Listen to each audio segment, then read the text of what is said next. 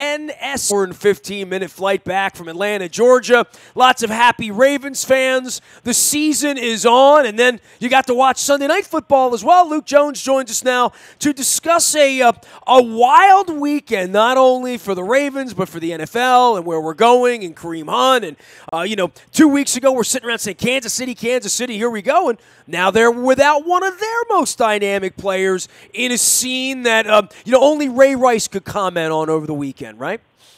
Yeah, I mean, it certainly was. I don't know if it was a good weekend for the National Football League when Kareem Hunt and that whole saga headlines it. And he does an interview with ESPN Sunday morning, and don't think it was something that served him well, or the league well, certainly. But you come back to the Ravens and what they were able to do, and Indianapolis gets blanked.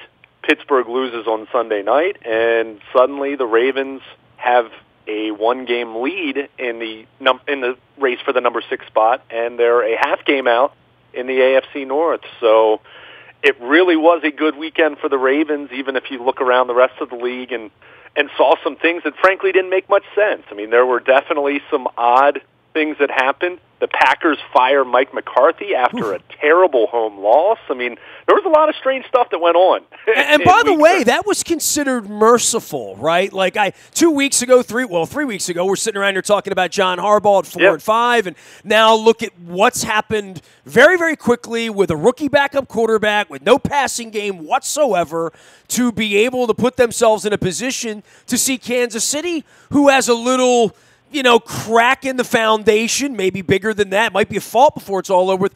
And how about the Steelers that when I landed and got home, my wife put the game on. She's like, the game stinks. It's 23-7. And lo and behold, here come the Chargers. Here come 2-point conversions. Here come 3 and outs. I mean, the Steelers' implosion on Sunday night, as well as watching them struggle to beat Tampa a couple weeks ago, they are not playing good football right now either. Billick would say 17 years ago, it's all sitting there for you, right? I don't know exactly what John Harbaugh said underneath of the old Georgia Dome in Atlanta on Sunday afternoon, but dude, it's all sitting there for him right now. It really is. I mean, there is an opportunity here to play your way into January and maybe do something crazy in a snowstorm. I don't know. I mean, anything's possible once you get there. Yeah, I mean, they're certainly in much better position to get there. Now, they're a half game out behind Pittsburgh. I'm still a little skeptical to say that they're going to win the division when you consider you have to go to Kansas City. And you're right, the Chiefs are dealing with a ton of turmoil, but there's still a heck of a lot of talent on that football team. So Steelers still have to play the Patriots and go to New Orleans. So, right. Well, but the Ravens need to pick up a game because they're a half game out. So you're kind of looking at Pittsburgh's schedule, and they say, okay, at Oakland, it's a West Coast game. The Raiders stink, but you never know. New England, they haven't been able to beat the Patriots in a long time, it feels like. At New Orleans, and then the Bengals, who are just an absolute disaster now. They lost A.J. Green. Andy Dalton's already on the shelf, so you're not looking for help in that one. So it's not going to be easy, but certainly it's something that you can talk about. And 2 or 3 weeks ago, that wasn't even part of the conversation. So it really does speak to how Pittsburgh has struggled and how the Ravens have been able to right the ship. And well, it speaks to where you are. If you lose in Kansas City and you lose in San Diego and you don't make the playoffs because of that, well, you lost in Kansas City and San Diego, and what were you going to earn in January anyway other than a trip to Houston or a trip to Pittsburgh or wherever, and you were going to have to go win on the road anyway. So if you can't win on the road in December, you will not be afforded the opportunity to win on the road in January. Simple as that. Well, that's true, but at the same time, now that they've won this game, they take care of business in Atlanta. 9-7 very well could get this thing done. I mean, I think you look at what happened around the rest of the wild card picture, and I'm not saying I'm counting out Indianapolis or Denver or the Titans, who had a comeback win, kind of a miracle win over the Jets, but all those teams are already at 6-6. So you're in a position, if you're the Ravens, that if you go 9-7, now you got to look at the tiebreakers, and they have a head-to-head over the Titans, for example, but they've now put themselves in position that even if they just take care of their home games, I think they're going to be in pretty decent shape. What's their percentage? Is it 60-something, I mean, 70-something? They are in position now, not that they hold every single tiebreaker, and certainly if you drop games to the Chiefs and the Chargers, that's obviously making your conference record worse, which is a big one when you're talking about other teams in the wild card race. But if you just take care of your business at home, you've got a real chance. And all these other teams that are 6-6, are you really trusting those teams to win even 3 out of their last 4? So, I mean, it's very much a position where the Ravens are favored, and the percentage looks good. Now, it looked really good last year going into Week 17, and I'll remind everyone of that, so you never really know. Keep in mind, we got Ghost in San Diego from 4th and 29. I bring that up with Weddle once a year just to piss him off, you know. That's true, but now they're playing in Carson, so they're playing in Los Angeles. So Speaking of that, by the way, Diego. Chris Pike and I met Sunday. I got to tell you this story before we get back to more football. Chris Pike and I met at the front of the new Dome in Atlanta, and I know you know your way around Atlanta. You and I are going to be down there for 8 days in another 8 weeks, and crossing my fingers that the Ravens will be there, but I'm not holding my breath, right? So I see Pica, and there's an escalator that goes down now, and I look over, and Pica's like, yeah, that's where the Georgia Dome was, and it's a giant dirt parking lot now. And you can literally see where the field was. You literally can see where the end zone was. You can see where the irrigation underneath of it. You could see all of it. And I said, man, the things that happen there, right? I'm like, down there's where Dyson didn't get in, right? And I'm like, hey, Gary Williams cut the nets down there. And then it was a little while later that I'm like, oh, yeah, Stoney Case and Justin Armour happened there. So, we only play there every 8 years, but I felt like getting back to the game and back on pace and back to Kansas City this week, I thought it was a very memorable game in a lot of ways because there were so many soap opera twists and turns. The rookie quarterback completely screws up, and then he completely makes up, and here comes the running game, and this malign defense, and the Matt Ryan, Joe Flacco thing that I think sits below all of this thing for, how these two franchises how their chakras have been aligned over the last decade. I found it fascinating all the way around, and how empty the Dome was and how loud the Ravens were. I mean, the Ravens fans that were there were obnoxious. It was awesome, man. Well, you prefer that than the alternative of people from the opposition coming into your stadium. But, we've spent I hope I don't live to see that, by the way. I really don't, Right. We've spent so much time talking about the quarterback situation, and we will continue to talk about the quarterback situation because it is absolutely the biggest story here in Baltimore. It's one of the biggest stories in the NFL right now. I mean, it just is. But I think you look at what the defense was able to do, and so many people, including myself, pointed to the time of possession in the second half. But even with that, this defense played exceptional football and easily the best it's looked since the Tennessee win. And I think you look at the circumstances of this one, considering the offense didn't do them any favors in the first half. As you mentioned, Lamar Jackson puts the ball on the turf 3 times. One of those returned for a touchdown. And you look at the time of possession at halftime, it was virtually even. The Ravens had a slight edge in time of possession by about, I don't even know if it was a full minute off the top of my head. But that defense gives up the 3 points on the opening drive, which when you're looking at that opening drive, you're thinking, okay, this is going to be another one of those bend but don't break. You're going to give up some yardage. You're going to give up some plays, but just buckle down inside the red zone, and you hope that's going to be enough because you hope you're going to be able to run the ball and control the clock and do those things. But this defense did a heck of a lot more than bend but don't break. I mean, they broke the Falcons. They broke Matt Ryan's spirit, and that was just a really, really impressive performance. And when you look at where this defense has been since that Tennessee game, go through each one. New Orleans, they played really, really well for 3 quarters, and then they gave up 17 points in the final quarter. They were terrible in Carolina. They were mediocre against Pittsburgh, although their offense certainly didn't help them out much. And then since then, they were solid against the Bengals. I wouldn't say their defense was great coming out of the bye, but it was good enough. And then Oakland, they were good, and Matt Judon had the big moments in the fourth quarter, and Suggs with the return. But that certainly wasn't a performance where you're looking at that and saying, wow, what a great defensive performance against the 2-win Oakland Raiders. So it's not as though they had really had a role here where this defense was playing lights-out kind of football. Well, we saw that on Sunday, and I get it. The Falcons have lost 4 in a row, and you look at how Julio Jones played, which I thought Jimmy Smith and Marlon Humphrey in the secondary had a heck of a day. It's just unbelievable when you look down. If you fell asleep, right, and you woke up after the game and you just looked at the stats, the first thing you would look at, for me, was Julio Jones, right? When you look down and say 2 for 18, you'd say, well, you had a chance to win. You better have won. If you held Julio Jones to 2 for 18 in Atlanta, you win the game. You better find a way to win the game. There's been a lot of talk about him this year in terms of red zone, in terms of scoring touchdowns, and I think he has 3 touchdowns on the season.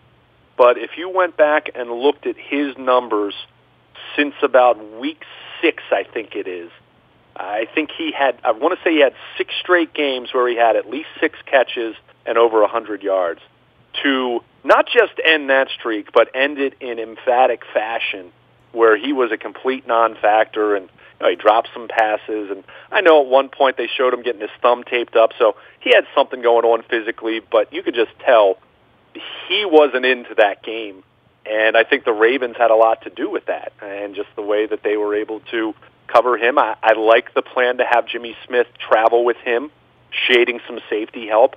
That's kind of a method that people have, defenses have tried to use, and I think you saw New Orleans try a similar strategy, but it's clear that, at least in my mind, Marlon Humphrey is their top corner at this point, and I think he's played well enough to warrant that since he came back from the injury that cost him some time in the middle of the season. But Jimmy Smith is playing much better than he did earlier in the season, and I thought with his experience, the fact that he's done that kind of an assignment before, and having that safety help, and we saw Eric Weddle make a big play downfield even, and there haven't been many of those from him, quite frankly, if we're being honest. But he made a big play on a deep ball that Julio Jones almost always comes down. It was a 50-yard play, right? I mean, it was literally. It would have been a 50-yard penalty. It would have been a 50-yard reception. It swings. It's 3 points at the very least, right? Sure.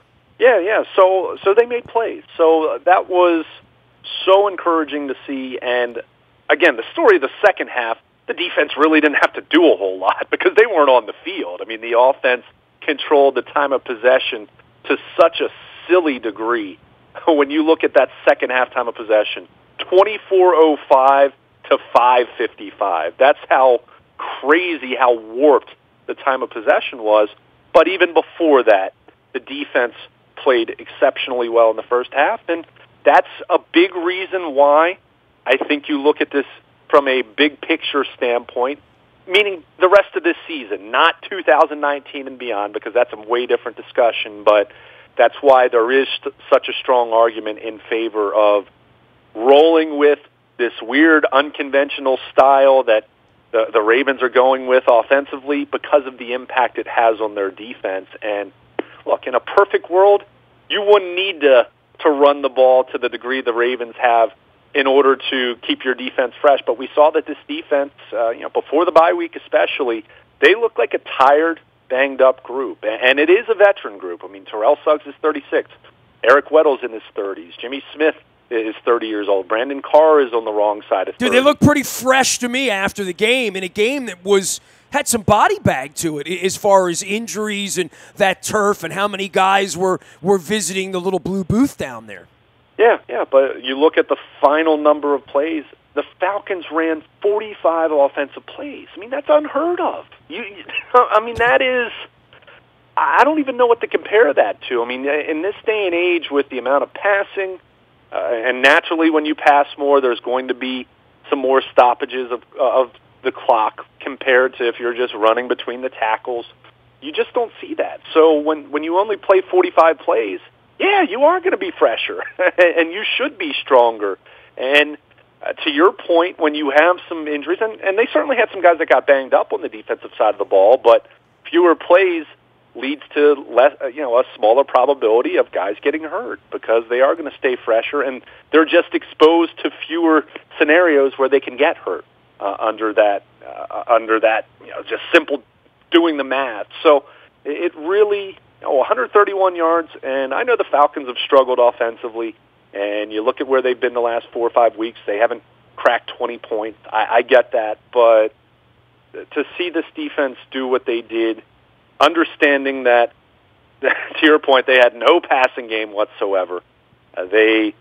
Their offense directly cost them 7 points in the first half. I mean, it was just a really encouraging performance, and I have no idea if they can replicate anything close to this going to Kansas City, or the Chargers for that matter, because Kansas City and the Chargers are much better football teams than the Atlanta Falcons. Well, and San Diego proved that in the middle of the night while some folks fell asleep on Sunday night. Right. But that said, I've seen enough of this weird, unconventional formula that the Ravens have created here out of necessity because their starting quarterback got hurt, to really be intrigued to see, to try to continue this and see if it works against Kansas City. And if they go out there and lose by 3 touchdowns, then you can reassess at that point. But I just think that there's too much going on in terms of what they're doing right now, helping their defense being a big reason why they're winning, and their running game allowing them to just completely control the tempo and keep a potentially explosive offense off the field, not to just, to be callous to that and just say, we're going to go back to playing a conventional style. So hats off to the defense, regardless of the help that they got in the second half from the offense and just a ball control style. They took advantage of their opportunities to make life miserable for Matt Ryan. Exciting Sunday afternoon in hot Atlanta, Georgia, where Luke Jones and I will be headed back in 8 weeks for Super Bowl stuff. Who knows who's going to be there. Certainly didn't look like Ben Roethlisberger on Sunday night. We'll see about Tom Brady or Joe Flacco or Lamar Jackson. All of our WNST coverage brought to you by our friends at Strategic Factory. I got the blue koozie on the set. Keith's coming on the show this week. They're up in Owings Mills. They do hats, they do shirts, they do signage, promotional goods of all kinds, all in one shop. And, the drink stays cooler when you have the koozie. Strategic Factory and strategicfactory.com. Also, our friends at Royal Farms. I got a coffee cup for every occasion on the set here. I don't have any coffee in it right now because I have the coffee. The Royal Farms coffee's inside the Cole Roofing mug. So I'm sort of working back and forth here. But Royal Farms and the Royal Farms Arena and the Royal Farms app, you see it all over town. Make sure you're downloading that app when you're using that. You're pumping your gas. You get your fried chicken. You get your Western fries free of charge. And the bulletin is out. They have eggnog. They have delicious Cloverland eggnog. When you open the booth there, the cow moos at you. It's Royal Farms, real fresh, real fast. One of our great sponsors. Big thanks to everybody last week who came out to visit with us.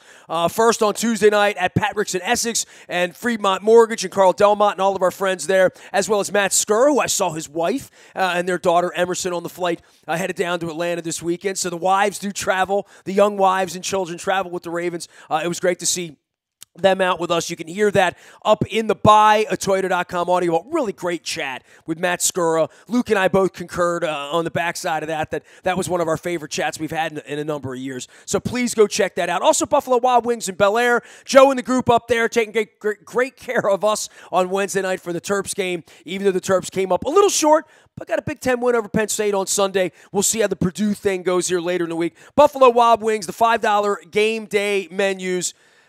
And great food. Had great burger up there, delicious. Get the French fries too. I didn't want to order the French fries because it's the cold and flu season. I'm trying to trim down, and then my wife got the French fries, and I wound up shotgunning them, one in each hand.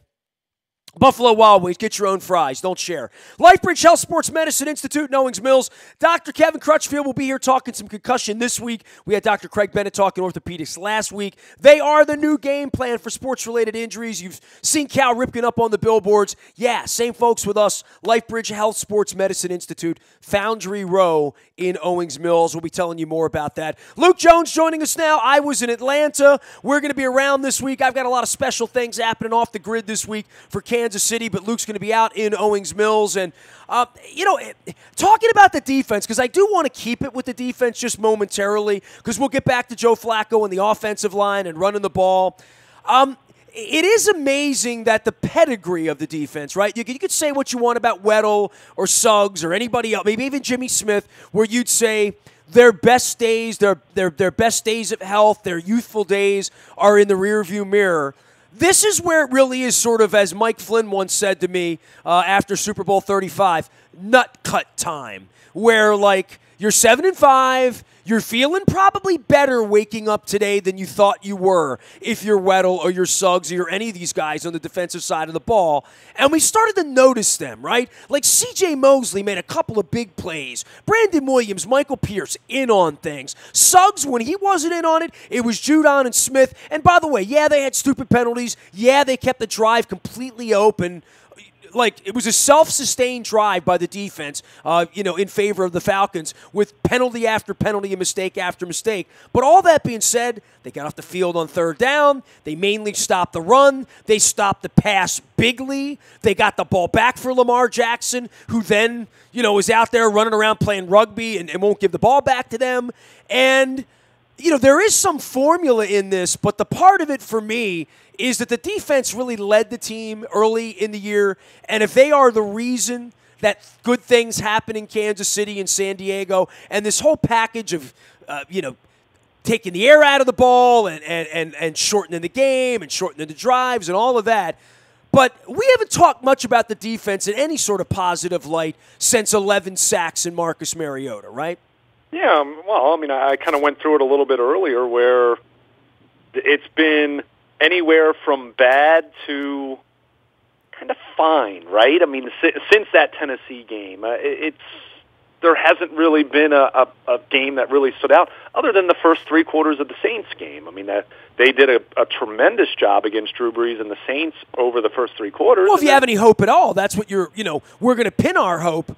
If we're playing games in January, you better be building some sort of building block to think that you can play with Kansas City or San Diego, right? And this is where that happens when you go back and say, we played the Saints tough. We pitched shutout ball back in September. We, held Julio Jones to 18 yards. Well, those are real accomplishments right now, and I think that's what you try to eat off when you go see how good you are this week, because you are going to see how good you are this week, right?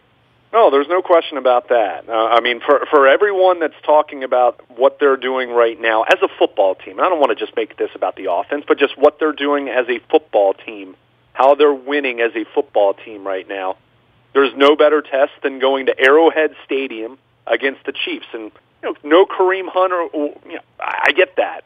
But that's still it's not our problem. It's a heck of an offense, right? I mean, it's still a team that's going to score a ton of points the rest of the year. They scored a ton of points on Sunday, even without Kareem Hunt, with less than 48 hours notice as far as. They also gave up a lot of points, Well, they have, but you have to outscore them. And I'm going to tell you right now, I'm not picking the Ravens to beat the Kansas City Chiefs. I'm just not. But that said, party pooper. Well, no, I'm being realistic. But that said, what better litmus test is there to see if this can work? How many people? What have we been saying over and over? You and I have said it. Joe Ravens fan down the street has said it. Different pundits around the league have said it. Is this sustainable?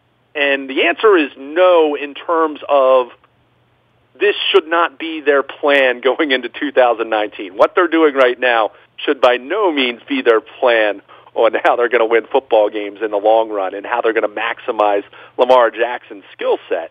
But in the short term, it provides major headaches for opposing defensive coordinators. And ideally, if you're able to run the ball, and I will say this, Kansas City is not a good defense, and to your point, they've given up a lot of points. They gave up points on Sunday. If you can keep their offense off the field and limit their number of possessions, even if they still score points, it's not going to be where they're cracking 45, 50 points. Dude, they've given up 84 points the last 2 weeks. They have given up 84 points the last 2 weeks. So there is a thought that you can run around and play this kind of game and make the game shorter, right? I mean, And we'll be talking about it all week long because this is intriguing, right? It's been a little while since the Ravens have had one of these kind of games, right? Like where they're going out to take on the powerhouse team in their crib in December and sort of measure themselves. They haven't had this kind of game out of division in a long time. They haven't played in New England in December recently. They haven't had that kind of game. Well, they did 2 years ago, and remember that was the game Jimmy Smith hurt his ankle, and then it got away from them, and that month of December got away from them 2 years ago, and so. But you're right in terms of going up against a team that looks like an absolute powerhouse, against a team where they're going to be an underdog, and I saw the early lines. I think had them at 9.5 as a dog. I could see that going up to double digits. I'm not going to be surprised by that. I mean, they should be a very clear underdog going into Kansas City. I mean, this is just reality. The Ravens haven't been good enough this year collectively over the course of the season to expect anything more than that. But yeah, you beat a 4-8 team. Bravo, right? Like yeah, right. But that said, because they are so different, because it is unconventional, you hope you can get the Chiefs on a bad day. I mean, let's face it. Does anyone realize, and let's be honest about this, go back to 2012. The Ravens got blown out by the Broncos in Baltimore. We remember Joe Flacco lying face down after he'd thrown a pick six right before halftime. Yes. I mean, they got their butts kicked in that game. Does anyone really, truly believe in the season's totality that the Ravens were better than the Denver Broncos that year? No. Were they better for one Saturday in January? Yeah. And it took them all night. Raheem Moore misjudging a Flacco pass to Jacoby Jones. I mean, but that's all that matters. So when I say that I expect the Kansas City Chiefs to win, it's because they are a better football team. Now, that said, is it impossible that the Ravens could go there and their defense forces a couple turnovers and they run the ball exceptionally well, and you have a 40-minute, a 38-22 advantage in time of possession? Sure, that's possible. I don't think it's the likeliest outcome, but I think if you're looking for an outcome on how to pull off an upset, that's probably going to be the best bet, rather than just Joe Flacco waking up this week and being fully healthy and trying to play it straight up. So we'll see. And I think for everyone that's been in the camp of this isn't sustainable, this isn't sustainable, this isn't sustainable, if the Ravens go to Kansas City and lose by 4 touchdowns, which, by the way, that could still happen even if Joe Flacco's playing quarterback on Sunday, well, then we reassess, right? Then we go back to the drawing board and say, what's going to be best for this football team? But until that happens, again, I'm more inclined to kind of embrace the weirdness, as I've been saying to you, and seeing if this formula can work for the next 4 weeks, and then roll the dice come January if you're fortunate enough to get that far. I'm going to try to talk Luke Jones into hanging his purple lights for the holidays here this week. You can find him at Baltimore Luke. You can find him out at Owings Mills. And, of course, the buyatoyota.com audio vault. We'll have all of our work this week. I'm doing Orioles. I'm doing Terps. I'm doing Kansas City. We're going to get around the Hunt family and around Andy Reid and what's going on out there with the mayhem around Kareem Hunt. All of our WNST coverage brought to you by our friends at the Model Lyric. There was always magic at the Model Lyric. They had some magic with Mike Love over the weekend and the Beach Boys Christmas act. I am looking forward to John Mellencamp. I know you are as well. That's February the 20th. Joe Bonamassa on March 15th. Jim Gaffigan's coming down there after the Super Bowl, as well as the Dancing with the Stars troupe. My wife's into that. That's January 10th. And I have to say, well, it might be packing for Houston then. Might be packing for, Kansas City again then, hopefully, because I'm missing out on the barbecue this week. There's always magic at the Model Lyric. They are our partners. Appreciate all that they do for us. Support them. Model-Lyric.com. Sporticulture. I don't have any flowers in the studio right now, but Court is on it. He's going to send me some fresh stuff here. Maybe there'll be Chiefs burial flowers. I'm not sure. But if you are a Chiefs fan or have a Chiefs fan or have a Ravens fan or have an NFL fan anywhere, Sporticulture ships these beautiful flowers. They're one click away at sporticulture.com. Find them out on the web. Also, Charles Nusinoff and Sons, they fixed my wife's wedding ring. They can fix yours too. Since 1923, true love comes in all shapes and sizes, and there's something for everyone's budget at Charles and Nusinoff and Sons. They buy gold. Find them in Parkville or find them right off 695. Honk the horn as you're going by Wave to Sydney. You can see him from the 695 outer loop right at Perring Parkway. CharlesNusinoff.com. They say, let's grow old together. Our morning newspaper ships directly to your email inbox at 7 a.m. each and every morning. It's all powered up by Planet Fitness and PlanetFitness.com. I ran into Lynn and Victor Brick in the Atlanta airport. Some mimosas to them and all of our friends and the Brick family and at Planet Fitness. Big thanks to for all they do to support our morning newspaper, as well as our friends at the Maryland Jockey Club and Laurel. The entries are in the morning newspaper. The entries are at the front of WNST.net. And the sports bar is warm, fantastic, wet, and they got great food there, too. Laurel Park, get on down there and see what all the fuss is about with all the renovations. Don't forget, any breaking news this week, if the Orioles decide to hire a manager, at some point they will. We got winter meetings coming up, so I'll be talking some baseball this week. Winter meetings are in Las Vegas. I will not be in Las Vegas. The Ravens will be in Kansas City. The Terps will be in West Lafayette. Got things happening around here. Nasty at WNST.net finds me, and if there's breaking news, you get it first on the WNST text service. That's all brought to you by Coons Ford of Security Boulevard. Dennis Kolatzis will be here on Thursday. A very, very energized Dennis Kolatzis will be here on Thursday from 3 until 5. I'll be checking in with him. We are WNST.net, AM 1570 and WNST Towson, Baltimore, and we never stop talking Baltimore sports.